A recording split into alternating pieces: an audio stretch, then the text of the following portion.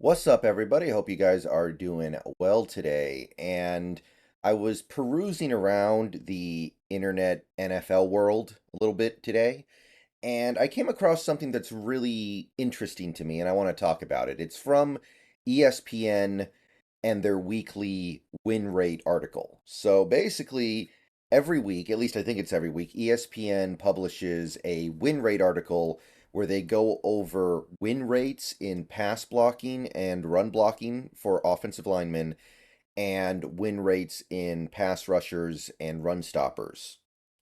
So basically, it's another metric that you can use to evaluate players. There's box score stats, there's PFF, there's ESPN, there's the eye test. There's a bunch of stuff going on that you kind of have to use all these different tools to figure out who's actually good and who's actually bad. That's the idea, right?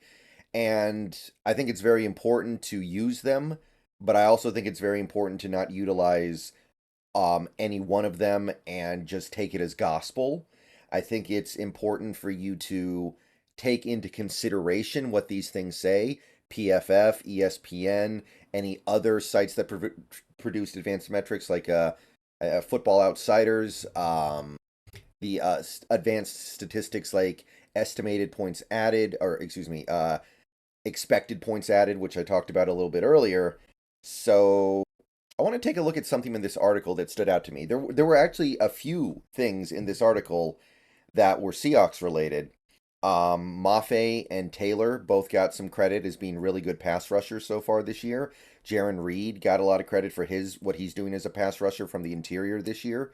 So there was some other Seahawks stuff, but that's not really what I'm focusing on in this video because I've already talked about Reed.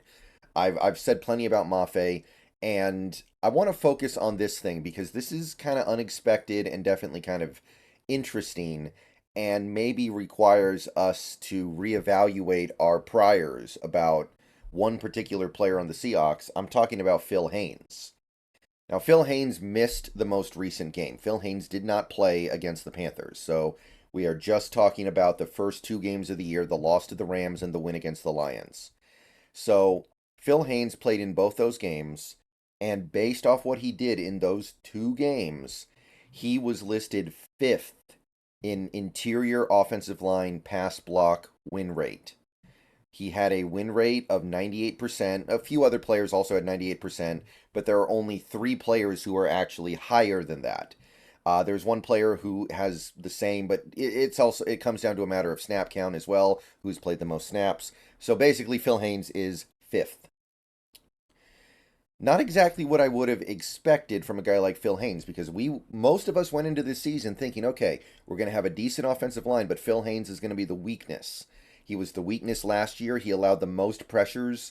Well, not the most pressures, but he allowed probably the worst pressure rate of any starter on the offensive line, even though he's a right guard, which is really a problem. Like, your tackle should be the one who's giving up most of your pressures typically because they're going against edge rushers. So Phil Haynes was a problem last year. He was barely functional. And remember, he was rotating in and out with Gabe Jackson. So he didn't play nearly as much as some of our other offensive linemen, and him and Gabe Jackson were both pretty significant liabilities in that area. And now ESPN's telling us he's one of the best pass protectors in the league at the guard spot, or any interior offensive line spot. And later in this article, you go to the interior offensive line run block win rate rankings. Phil Haynes is fourth. Fourth with a 79% run block win rate. He's involved in double teams a lot. That's fair. But this is pretty notable here, right? Because if you're talking about a player who is top five in pass block win rate and top five in run block win rate, that's one of the best players in the league at his position or in his positional group, right?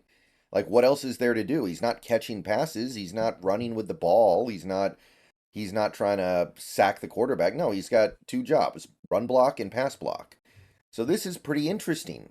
And not because Phil Haynes, all that baggage I was talking about from previous years, don't forget he was struggled in the preseason too. That first game, Phil Haynes did not play very well. I think he stood out badly more than positively across the preseason. Not that he played a lot, but there was every reason to believe we were just getting a replacement level player with Phil Haynes starting at right guard. But so far, these ESPN metrics paint a very different picture.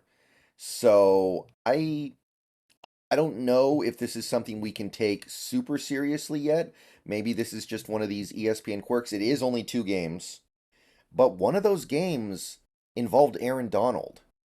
And I know Phil Haynes doesn't have to deal with Aaron Donald on every play, but one of those games involved Aaron Donald. Now, the Lions don't have anybody great on the interior. They're still an NFL team, and Phil Haynes did kind of get to dodge Derek Brown because he missed the Carolina game.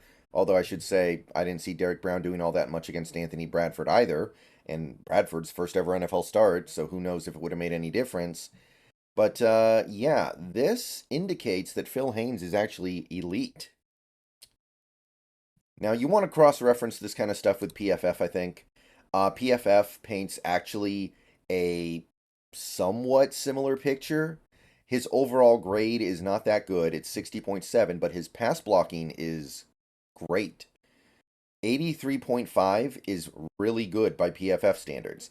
And he's allowed 1 sack, but the thing is, that 1 sack he's allowed is the only QB pressure he's allowed in those 2 games. So you compare him to other offensive linemen who are, even the really good ones, are giving up a couple pressures every game. The fact that this guy has given up 1 pressure across 2 games is actually relatively remarkable. Now, his run blocking grade, this is where PFF and ESPN diverge. PFF thinks he's just average, okay, decent, passable at run blocking.